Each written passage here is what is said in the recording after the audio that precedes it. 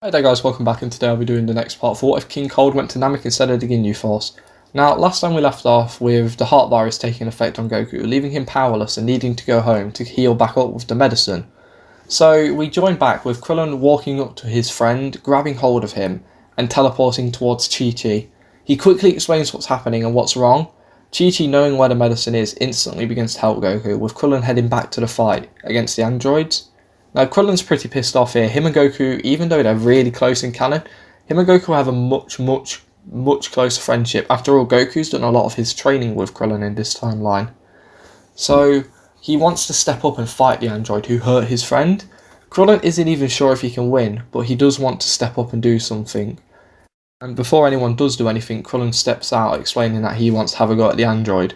Vegeta, who actually respects Krillin quite a bit in this timeline, stands down, telling him to not die out there. When Krillin does step down to fight the android, Dr. Gero begins to laugh, knowing that Krillin won't be able to do anything against this android. After all, he didn't follow the group past anything past the Saiyan Saga, so he doesn't know how strong Krillin is at the moment. Now, Krillin then jumps towards the android, and he splits himself off using the Yardrat cloning technique, flooring the android off, with the Earthling actually getting behind the android, tackling it to the floor, blasting it with a key beam, hoping that it actually went through the chest. However, it creates a massive smoke cloud, so Krillin actually can't see anything that happened, so he jumps back trying to figure out where the android is, with Android 19 charging straight at Krillin, but luckily for Krillin, before he even touches him, he instant transmissions over to his friend. Krillin looks over to the android and sees there's not even a dent in him, and he realises how much he's out of his own league, and he almost gives up, looking over towards Vegeta, but just before he does, a familiar voice says to him, "Let's take him down together." He turns around to see Tien and Yamcha both wanting to help out their friend. With him agreeing to this, the three Earthlings do get up and they get ready to fight the android. Now, during this time, Dr. Gero is trying to figure out if he wants to stick around and watch them all die, or if he should go and activate Android 18 and 17. The reading he's getting off Vegeta actually says that he might be strong enough if he also has that form Goku has, so he's a little worried now. Now, when he does decide to sneak off and activate the androids, he's stopped by Vegeta, who just sort of stands there, grabbing hold of the doctor, saying, "You should stick around and watch your clan die, then get ready to join him." Now, with the addition of Yamcha and Tien, I believe that the three Earthlings have a good chance of beating the android, and that's thanks to them just knowing a few tricky techniques for the android to get around, and he wasn't prepared for all three of them to fight him at once. Now, the one who's getting in some meaningful damage is probably Krillin, who's the strongest out of them, without Kaioken obviously. But Krillin's mostly being used to sort of get the two other ones out of danger. Whenever they're about to get hit, Krillin will use either instant transmission or throw the android off with the cloning technique. He's just making sure that there's an opening for one of them to attack mostly. And after a few minutes of playing cat and mouse, finally an opening shows up. Yamcha sees it and charges at the android. He shouts out Kaioken times 20 and starts barraging the android with a wolf fang fist, knocking the android straight to the floor. But with Yamcha using the times 20, it really hurts him, making him fall to the floor. Keep in mind, Yamcha isn't really used to the times 10, so he just doubled what is normally his limit, and it hurt like hell. So he just falls to the floor, almost unconscious, but he's there, he's just in a lot of pain. Tien, seeing an opening, flies up into the air, forming a familiar pose to everyone.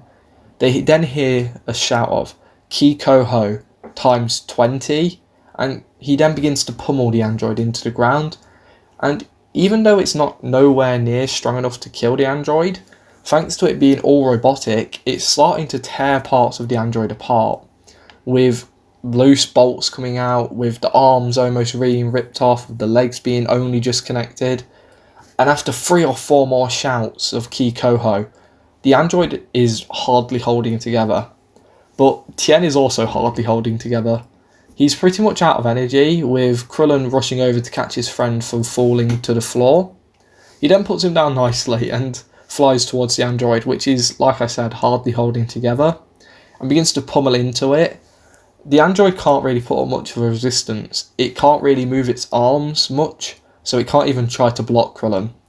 and after a few minutes of beating into the android, Krillin gets all the way as close as he possibly can and blasts 4 holes straight into the android's chest. Thanks to it being very heavily damaged, it managed to go all the way through, and the android just collapses. Now, the 3 Earthlings are extremely tired and all begin to rest on the ground, with Krillin shouting out to Vegeta to finish off the last android, then we can go home. The Prince smiles and agrees with him. The Prince, wanting to show off just how strong he is, actually powers up to Super Saiyan Grade 2 and begins to beat down on Dr. Gero, finishing off the android before he ever even tried to escape. Now, another interesting thing that would happen here, thanks to the Earthlings being the one to fight 19, a certain time traveller managed to arrive a few minutes earlier and actually got a good look at Dr. Gero. He now knows that they're not the right androids, and he then begins to explain that you just didn't kill the right androids, that's a different set of androids, making the group a bit annoyed and scared that there are more androids out there. Well, it scares everyone in the group other than Vegeta, who's feeling pretty confident right now, but they have no way to find where they are. Keep in mind, Dr. Gero is dead at this point, so they can't even ask him where to go. The group then decide that it might be nearby and all begin to fly around trying to figure out where Dr. Gero's base could be. This is after the Earthlings had taken some sensu beans just to get some of their power back. Now, all the Earthlings are proud of themselves for how far their training had gone. However, they soon realise that they still need to grow stronger.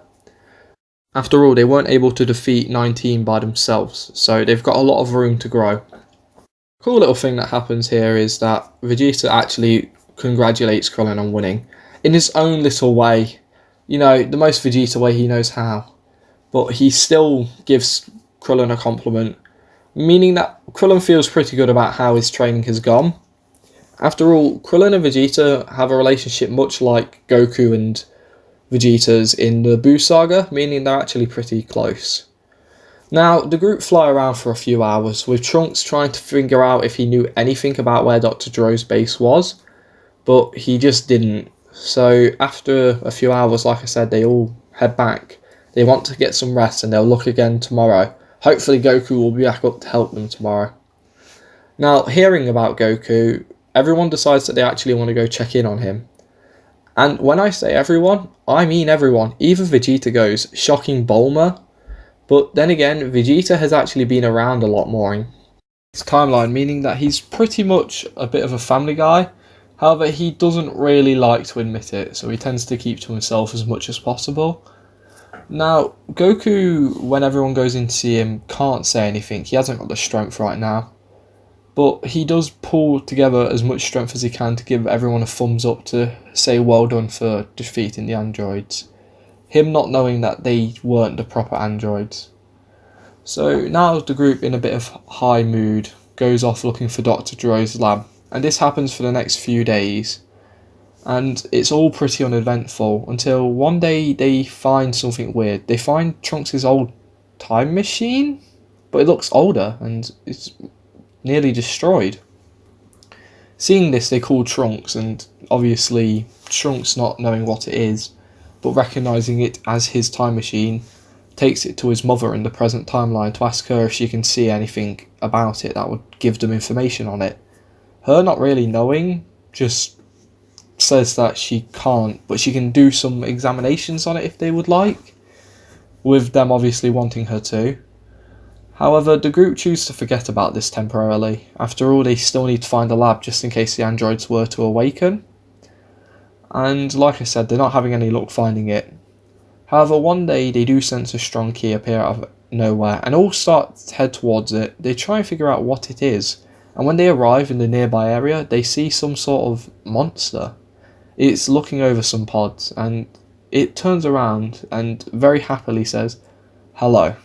It introduces itself, and it's Cell. Everyone is terrified by the energy of this monster. Even Vegeta is quiet. Cell then begins to ask for Goku, explaining how he's the only person who could give him a good match. And Gohan then goes on to explain that he won't be able to fight as he's ill. With a bit of luck, Gohan's actually brought the group some time. You see, Cell wants to test out his new and improved body against the strongest man on Earth, being Goku. Vegeta, hearing Cell say that, actually goes back to go for Cell, but then senses his energy. Just for an idea of where Cell stands, this is all sort of headcanon, but it's also just so everyone understands where Cell is in comparison to the group. I've put him at about a 500 bill power level, meaning he is a lot stronger than the group. And sensing this, Vegeta backs down. He gives the group an idea of what's going to happen. He will give them 6 days for Goku to either heal up by himself or for them to figure out a way to get him healthy again. If these rules aren't complied, he will destroy the world. And if Goku gets better and fights him in a match and he can't defeat Cell, he will also be destroying this planet. And saying this, he flies off towards an open space in the wasteland. Everyone there falls to the floor after he leaves, almost like shaking from fear, with the sole exception being Vegeta, but he stood there very quietly. And they continue to stand there, still scared of the energy. And after a while, they all gather themselves up and head back towards Goku's house, hoping he's better and hoping he's ready. When they arrive, they find out he's not in any fighting condition. They all spend the day training, just to try and buy some time. However, after a day, with a bit of luck, Goku gets back up and he's ready to fight. After hearing everything that has happened, Goku has a plan. He tells Krillin to grab hold of some of the group, and they all instant transmission up to Kami's lookout. Now, like normal, they are going to be using the Hyperbolic time chamber, and also like normal, Trunks and Vegeta are going in first, and after a day of waiting around for the Royals to come out, they finally do, with the pair being plenty strong. Vegeta comes out with a base power level of 8 bill, and in his Super Saiyan state he pushes that up to 400 bill. Trunks in his base state is at a power level of 7.6 bill, and in his Super Saiyan state that's a 380 bill power level. These two have gotten a lot stronger and both have reached the grade 4 of the Super Saiyan state, but they are still weaker than Cell. However, the father and son have got quite close. Keep in mind Vegeta is much more likeable, and he's much more like his super counterpart, being a much better person. However, this doesn't mean his pride isn't still there, and he wants to go off and try and defeat Cell. But doesn't. He decides that it's a stupid idea and knows not to pick a fight here. He does have a technique which could give him the advantage, but he doesn't like how the technique works, and it's only for real dire situations. Now, next to go in is Goku and Gohan, who, like Trunks and Vegeta, spend a whole day in there. Now, Goku comes out with a power level of about 8.5 bill, making him stronger than Vegeta for the first time in a few years, and in his Super Saiyan state that's a 425 bill power level. And Gohan comes out with a power level of 9 bill in his base, and 450 bill in his Super Saiyan state. Gohan has come out the strongest, with him being the closest to Cell. The boy is unsure if he could win against the Bugman, but he would be willing to try. Now, like normal, the two do reach the grade 4 Super Saiyan state, and it's probably a lot faster as well, thanks to Gohan already knowing the first grade. And because of this, Goku actually had some time to teach Gohan a new trick, which is useful for Gohan to have. Now, next up is Vegeta, who almost goes in again, however is stopped when Krillin says that he would like to go in as well. This shocks everyone there, as they thought Krillin would want to stay out of this and just let the Saiyans handle it. Krillin then says that he won't be taking this sitting down. He's going to put up as much of a fight as possible to try and help the group in the fight against Cell. He looks over to everyone and explains that he was useless against Vegeta and completely powerless against King Cold. He will not sit by and be a side character in this fight. He will try his best to help. And hearing this, Piccolo actually walks up to the other Z fighter and gives him a nod, with the pair walking in. Hearing this, Trunks can't help but think about his master Krillin in the future timeline, and he's hoping he's doing okay. And the thing I want to mention is, I was originally actually going to have future Krillin show up, but I decided against it. I don't really know why. I think I started writing the script forgetting I wanted to do that, so I just left it because I'm quite happy with how this script came out for the most part. Now, the two, like the two before them, spend a whole day in there, coming out a lot stronger. Krillin comes out with a power level of 10 bill, and Piccolo comes out with a power level of 120 bill. The two exit with everyone being surprised with how strong Krillin growed, and also being surprised at how far Piccolo has come, he has not been this high up in the food chain in a while. After all, he had the handicap of never fusing with Nail, and he's also not fusing with Kami yet. Now, I know I've probably put Krillin pretty high, but keep in mind, for the last few years, he's done intense training with not only Vegeta, Goku, but also Piccolo and Gohan. So he's actually leagues above his canon counterpart. So he's a lot stronger here. And I feel like I might have lowballed Piccolo a little bit, but like I said, he hasn't had any fusions, so this is actually a pretty good place for him to be. Now, the group have 2 days left, and Yamcha and Tien decide that they are also going to enter. They agree and understand with Krillin's logic, and Tien's really annoyed at himself for letting him think that was pointless for them to do it. Now, when they exit, they actually note that Goku and Gohan have already left, but why did they leave so early?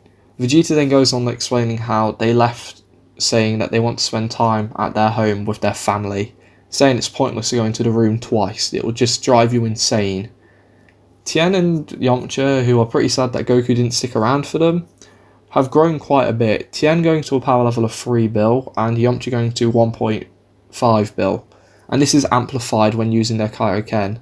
Now, the reason they're so far behind everyone else is they are the weakest in the group and they have tried their best to catch up.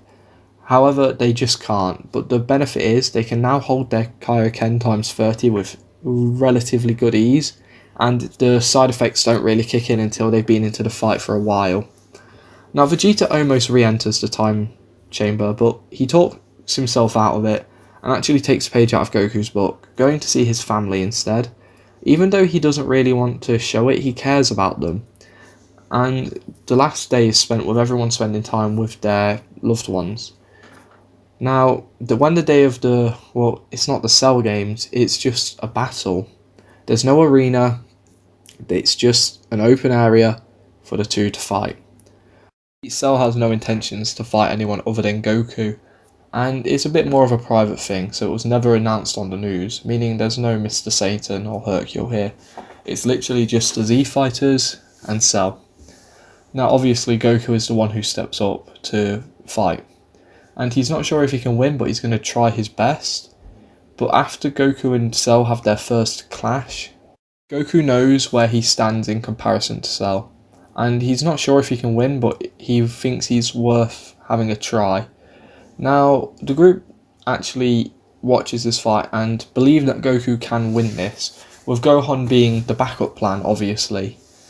Now, the more they begin to fight, the more desperate Cell becomes. After all, he wants to show off a little bit. It's not desperation, that's probably a bad word to use. It's more like he's just trying to prove how strong he is. And he actually starts showing off some of the abilities that the group knows. It's shocking the group. After all, they've never even seen Cell fight before. They learn how Cell knows the things like multiform and the special beam cannon, which leads to Cell explaining where he comes from, and after hearing about it, this scares Trunks dramatically, but also pisses Vegeta off, who's now itching to fight and kill Cell. However, he won't interfere with Goku's battle for now. Goku is struggling up against Cell, and he's trying to get the upper hand. At some point he sees an opening and has a plan on what he wants to do. Goku then flies straight towards Cell using all of his power, and just before he hits the bug, he instant transmissions behind Cell, kicking him in the back of the head, knocking him forward a few paces. Goku, seeing the opportunity, drops himself to the floor as fast as possible, sweeping at Cell's feet, and while Cell is in the action of falling to the floor, Goku punches Cell in the middle of the stomach, sending Cell flying upwards straight into the sky. And while he's up there, Goku begins to charge up a Kamehameha. And just before Cell gains his balance again, Goku teleports up on top of Cell, shooting a Kamehameha straight down into Cell, putting everything Goku has into this attack, with Goku actually managing to disintegrate Cell. From what the group can tell, Cell is gone. Goku falls to the floor, dropping out of Super Saiyan, to sort of show how he won and it was a victory for him. However, seconds later, a horrifying sound begins to emerge, Cell laughing, coming back at a much higher level, about 1 trillion. Goku, sensing Cell's energy, flares back up into Super Saiyan and begins to try and fight Cell. However, Cell is just too strong at this point and Goku is getting beaten heavily. and it's not long before Goku is unconscious. Someone steps in for him, and it's not Gohan. Vegeta shouts out how he has the ability to defeat Cell, so stop beating down on Kakarot. I'm here to avenge my son. Shocking the group, Vegeta just said he's going to avenge his son? What? Trunks is happy to hear this, but is a bit upset that it's not his own self, it's some other version of himself. Now, when the fight begins between Cell and Vegeta, Cell isn't taking Vegeta seriously. However, Cell is going to soon regret this. You see, at the start, Vegeta's getting beaten very badly even by Cell, who's not particularly trying. But at some point, Cell spits up a girl, and this confuses everyone. No one's really sure what happened. Well, except for the likes of Krillin and Goku, who managed to wake up halfway during the fight, who then explains that this is a Yardrat technique called Force Spirit Fission. Vegeta learnt it on Yardrat, and they quickly explain how the technique works. Trunks, taking a look at the girl who Cell just spit up, realises it's Android 18, but doesn't say anything about it at this point. Now, after this happened, Cell changes himself into a semi-perfect form, and Vegeta then begins to start stealing more energy from Cell, and eventually 17's coughed up. Vegeta then explains that at this point you are nowhere near my level. You are a complete and utter bug to me now, and if you ever hurt my son in any timeline or in any reality, death I'm about to put you through will seem like a picnic. He then charges up a blast, killing Imperfect Cell. The day is won, and everyone lets out a cheer. But this is actually where I'm leaving this part. It's gone on for 21 minutes, it's a bit long, but I hope everyone enjoyed it. And originally I wasn't actually going to have Vegeta use this technique. However, I'll explain why I had him use it in the next part. But I hope everyone's okay with Vegeta actually getting the W. I'm perfectly fine with this, honestly, and this is how the Moro fight should have gone. But you can't pick everything. So I hope everyone has a good day or a great night, and I'll see you next time.